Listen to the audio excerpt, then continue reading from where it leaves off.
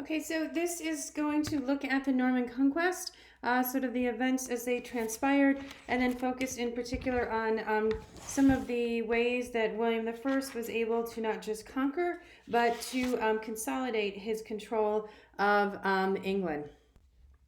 So the Norman Conquest is a bit tricky because of the sources.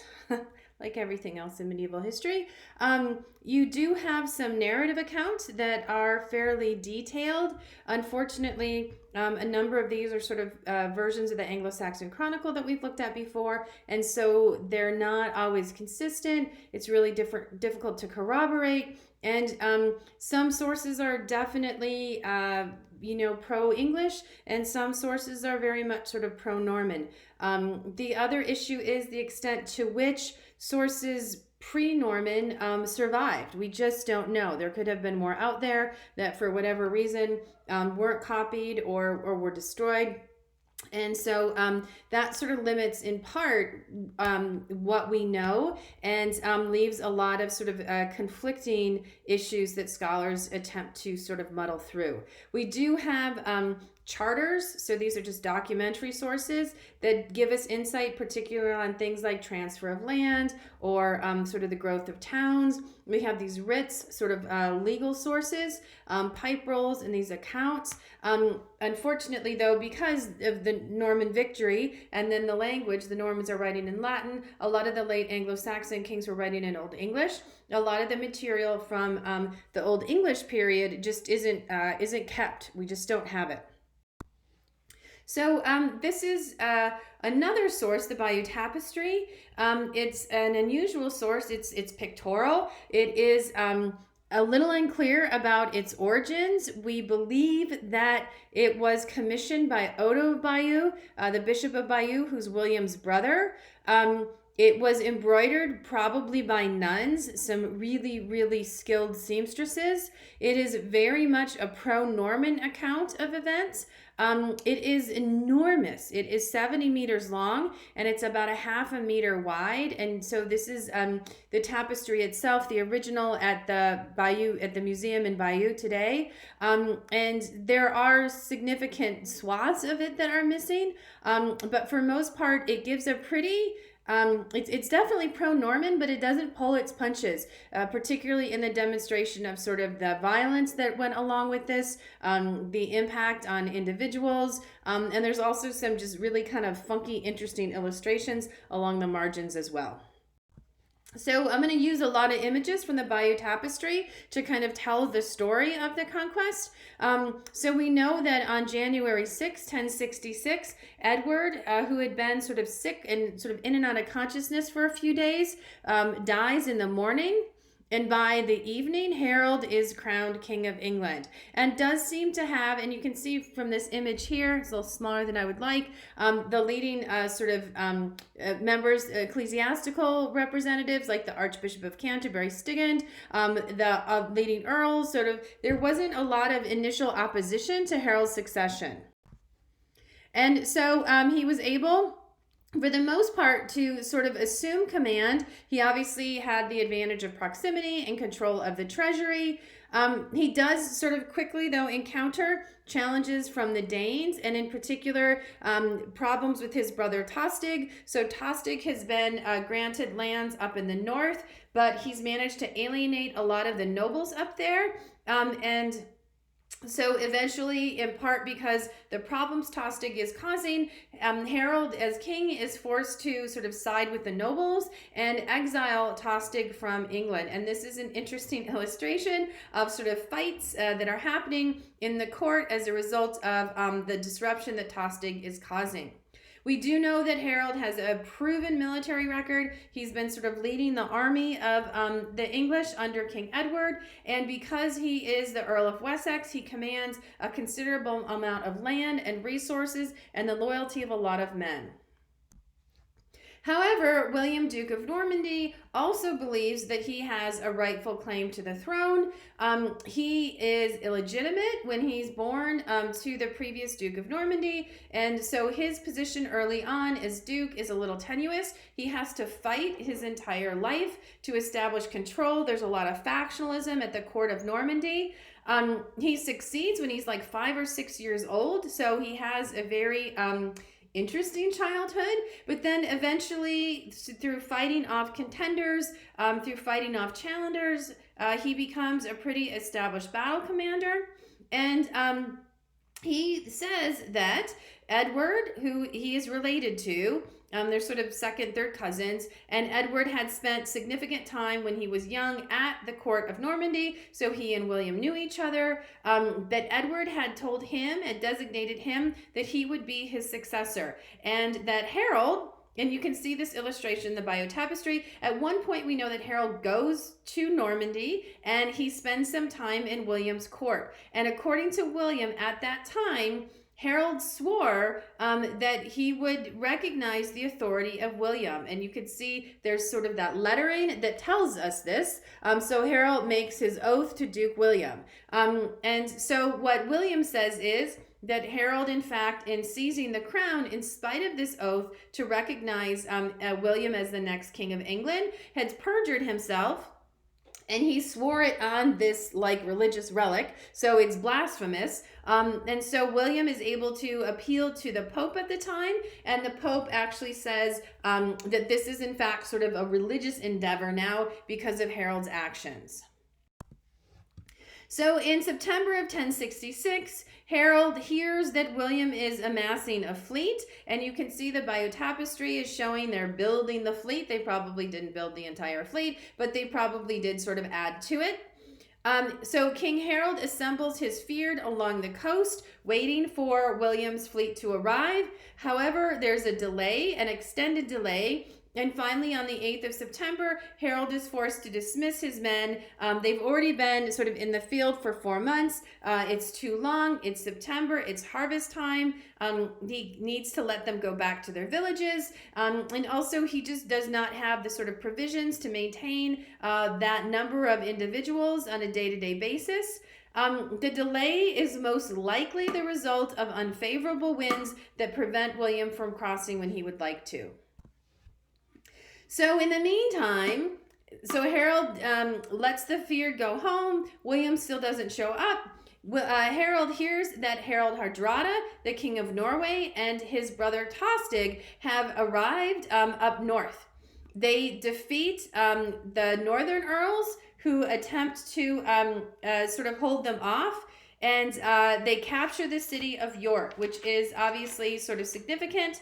And has been always played a role in terms of the ability of Scandinavian invaders to establish a foothold in England. So Harold very quickly reassembles the fyrd. He marches from London to York. This is not insignificant. This is a really strenuous sort of march on foot with all of one's equipment and one's provisions. We know that he engages the army of Hardrada and Tostig at the Battle of Stamford Bridge. And the Battle of Stamford Bridge is what's illustrated here. It's an extraordinarily bloody battle. Tostig is killed, Hardrada is killed, and the Scandinavian forces are decimated. Only 24 of the 300 ships that brought them over are needed to return, which is sort of a reflection of how many men they lose as a result of that battle. So while Harold is celebrating, he hears that William has finally arrived. So William leaves Normandy on the 27th of September, and he arrives in Pevensey on the 28th. He begins to assemble his forces. He begins to build small fortifications. And he also begins to just ravage the countryside. And so you can see in the tapestry here, this illustration of William's soldiers burning down this house, and then that woman and that child sort of fleeing. So even this pro-Norman source was pretty sort of straightforward about the extent of the destruction and the ruthlessness of the Normans. So Harold leaves York. He arrives in London on the 9th of September. That's a 200-mile hike. On the 11th, he leaves London and he arrives at Hastings on the 13th. That's another 60 miles. So he has to make some really difficult decisions about whether or not he surprised William with probably a smaller force, many of them still recovering from wounds perhaps inflicted at Stamford Bridge, or whether he wants to sort of delay and sort of gain and sort of increase the size of his army. We do not know exactly what he was thinking, but we know that on the 14th of October, he engages William at the Battle of Hastings. Harold gets to the battlefield first. He chooses a position that's favorable to the defensive sort of strategies of the Anglo-Saxon fyrd. So there's sort of a rise, so it's a large plain, and there's sort of a rise, and so Harold positions his men on the top of the rise so that William is going to have to charge upward. He has the fyrd who fight. You can see them sort of depicted here. Very basic mail, probably not much armor. Very light, maybe a lot even leather, some sort of coverings on their faces. They have their shields, they have their axes, and some of them have smaller spears as well for when they engage in hand-to-hand combat. He also has his housecarls. These are the individuals who are sort of his immediate protective force. They have more armor and they're a little bit more experienced in terms of fighting.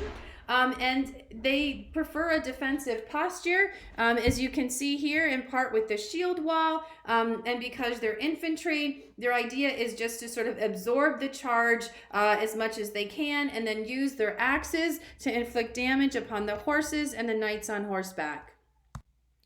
The Norman army is much different. So you have really two different sort of tactics here. Their cavalry with armored knights are probably about maybe a third of the forces that William brings over. You also have archers. Then these are, you can see them depicted here using the short bow. They may have also had some individuals using the crossbow. The crossbow inflicted so much damage there was so much velocity and force that at one point the Pope wanted to make it illegal because of the damage that it could do. The archers in the Norman army not only provide like an additional tactic, but obviously are going to inflict a lot of damage on sort of an Anglo-Saxon individual who's caught off guard and doesn't raise his shield to protect himself. But they also provide a reprieve from the fighting. So there'll be a charge. The horses will then retreat. Then the archers loose the arrows, and then the horses and the knights on horseback can rest for a little bit. This is a rough fight. They start at dawn and they fight until dusk. So the men are increasingly going to become tired. They're going to be wounded. And eventually it is sort of a war of attrition between William's forces and Harold's forces.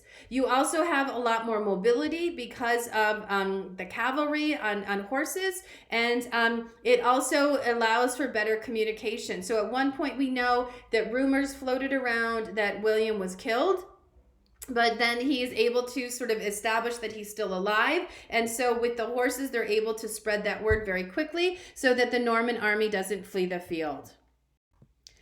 One of William's staunchest supporters was his brother Odo of Bayeux, and you can see him sort of pictured here. So he's the figure with the blue horse, sort of wielding the mace.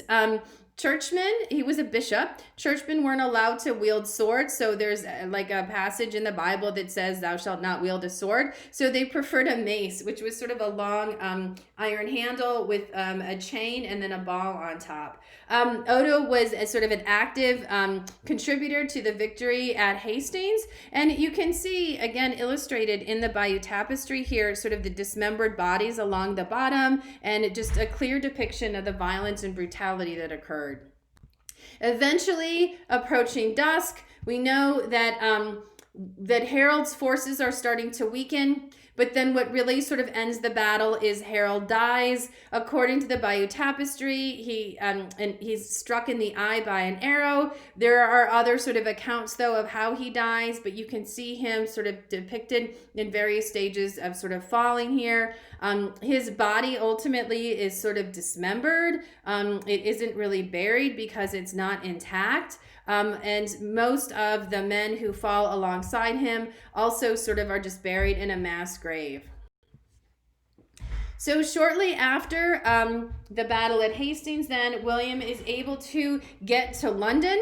Initially, there is continued opposition amongst the Anglo-Saxons who rally around Edgar Atheling. But little by little, William is able to persuade the nobles who support Edgar that it's just not worth their support. He's able to entice them by promises of wealth or church offices. And so they eventually agree to his coronation. And so this is William, and you can see his brother Odo sitting next to him, and then his other brother Robert on the other side.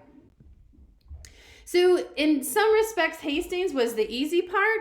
Now he has to consolidate holdings of this completely foreign sort of land, and there are still some holdouts in terms of people who resist. We do know that one of the things he introduces is fortifications. So the Anglo-Saxons do have some sort of fortified manor houses. Obviously, they have the burgs, but they don't really have these particular structures that are purposely set aside for sort of commanding a particular area. So a lot of these castles that he constructs are just sort of motte and bailey, sort of a dirt mound with a sort of a wooden structure and then a wooden palisade. But they do begin to introduce sort of stone keeps. I'll show you Norwich in a second. For those of you familiar with the White Tower, which is part of the Tower of London, that was the construction of that was initiated during this time as well. And a lot of the castles then he puts sort of on the outskirts of an urban center to control the towns. And then he also places them along the coast so that they can control the ports and prevent against invasion. And again, the Bayeux Tapestry, you could see the term castra, which is Latin, it would be castrum. So they're literally building a castle. He also very actively sort of encourages trade. And he is able to sort of bring in merchants from France and merchants from Flanders, who he sort of introduces into some of the larger urban centers, especially London. They then sort of bring established networks of trade that he can sort of extend into England. We know that it isn't until 1066 that we're able to detect any sort of Jewish community in England. There was a Jewish community at Rouen, which is one of the capitals of the Duchy of Normandy. And it's very likely that some of the Jews of that community then migrated over to England and begin to sort of be part of English society, though I was in a really liminal position. The economy is sort of partially monetized by this time. So you do still have barter exchange, but coins are becoming more and more common as a unit of exchange. And he particularly fosters the growth of these urban centers so that he grants them charters, exemptions from taxation, so that he can further sort of stimulate economic growth. Perhaps one of the most significant things that William does is he does this really sort of extraordinary survey of 8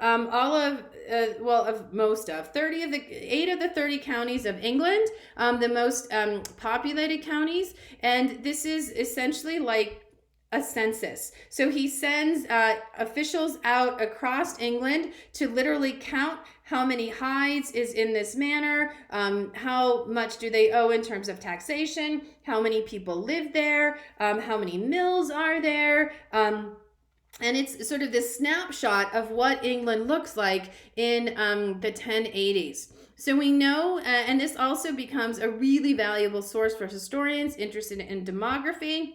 The suggestion is based on the numbers in Domesday. There are about 2 million people living in England at the time, about 269,000 sort of landlords. Then you also have sort of townspeople, tenants, and slaves. This is a very hierarchical sort of society. And so even those sort of gradations are further broken down. So in terms of tenants, you have free peasants, then you have dependent peasants, and there are a lot of different gradations there.